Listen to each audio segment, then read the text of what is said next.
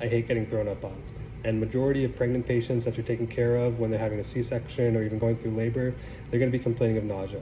So I'm going to take you through 4 different medications that I use to help reduce the risk of nausea and reduce the risk of your patient throwing up during their C-section. So if your patient's getting a spinal anesthetic for their C-section, one of the first medications you're going to want to reach for if they're nauseous is phenylephrine. Phenylephrine is a direct alpha-1 agonist, meaning that it causes vasoconstriction. The reason that your patient is most likely getting nauseated is from hypotension that comes from the spinal anesthetic, which is causing a sympathectomy and causing vasodilation.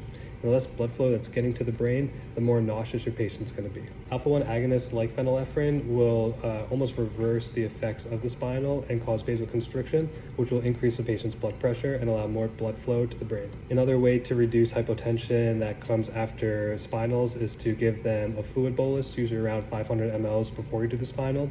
This will increase the preload that's returning to the heart and reduce the amount of hypotension that they're going to see after that sympathectomy. One way that I can tell if a patient's getting hypotensive after a spinal is if I hear their heart rate go up on the pulse ox.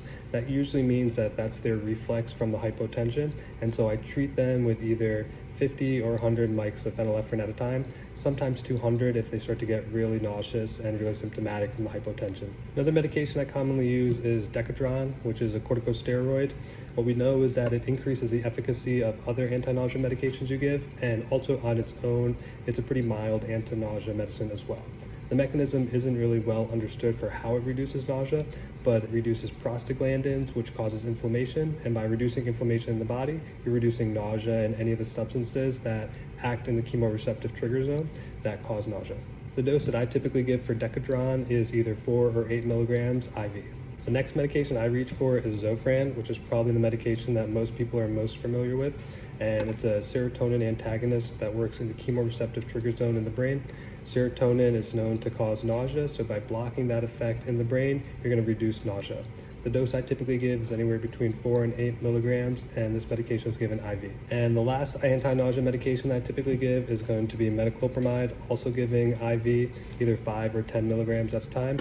And what that does is it's an antimuscarinic, so it helps increase peristalsis, which means food is moving through your gastric system, but it also works in the chemoreceptive trigger zone as well. So it blocks dopamine as well as serotonin. Both substances can cause nausea. So between all those medications, I'm usually able to prevent most people's nausea and prevent myself getting thrown up on. But the biggest thing to do is just communicate with your patient the entire time they're in the operating room, so that if they have any symptoms, they feel comfortable letting you know, so that 1, you can treat it, and 2, you can get a basin or something of a container that they can vomit into and keep the area around their head clean.